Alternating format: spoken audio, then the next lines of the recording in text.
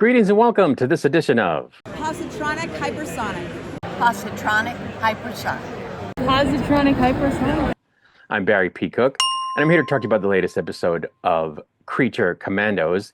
It was called Priyatel Skelet, if I pronounced that correctly in a Russian accent, which in Russian means skeleton friend or friendly skeleton.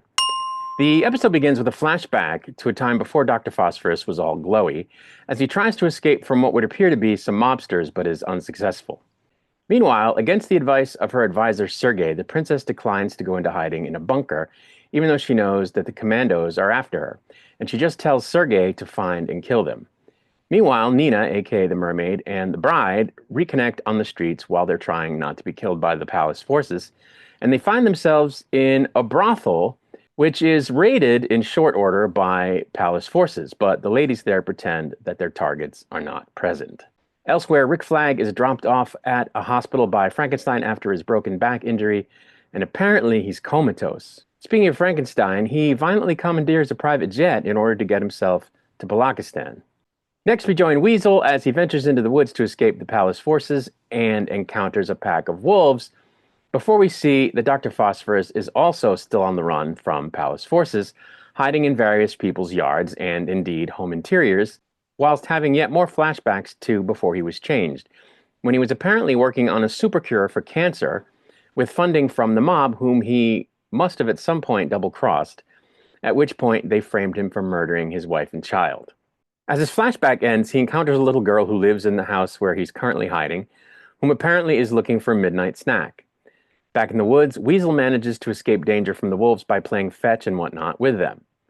Back at the brothel, the bride finds herself displeased with the characterization of her by the madam, as a couple of drunkards burst in looking for fun. Dr. Phosphorus sits with the girl for a snack, but tells her that he really wishes she hadn't seen him because he's afraid she'll tell someone that she saw him.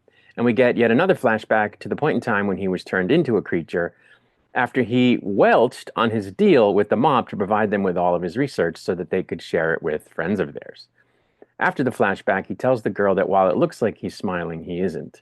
When it turns out that one of the drunkards is a metahuman who likes to rough girls up, the madam confronts him, as does Nina, while the bride shoots his companion and finds herself attacked by the metahuman, whom she engages in fisticuffs with, breaking the crap out of his arm, and ripping his heart right out of his chest and crushing it before she and Mermaid finally depart the brothel for the palace. Having fallen asleep amongst his fellow animals, the Weasel has sort of a vision of the little girl that he tried to save, and he seems to think it's the same person as the princess, causing him to make for the palace in the distance, reluctantly leaving behind his wolf friends. In another flashback, we see that Dr. Phosphorus went on a crazy killing spree immediately after being turned into a creature, which included the killing of Rupert Thorne and the taking over of all of his operations in Gotham, which at one point gained him the attention of none other than Batman.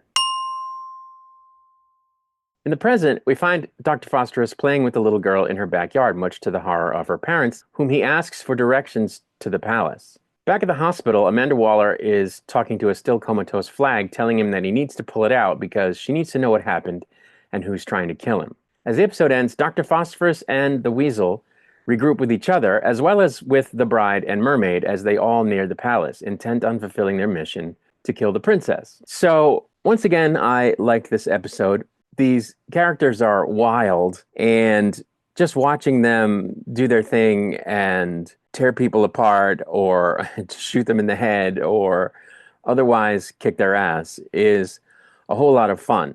It was great to get more backstory on Dr. Phosphorus. We know that he did indeed welch on his deal with the mob, and they put him in his own invention, I guess, and irradiated him to the point where he became what he is. We got to see him rip a bunch of people apart in flashback. We got to see the bride rip a bunch of people apart or shoot them or whatever.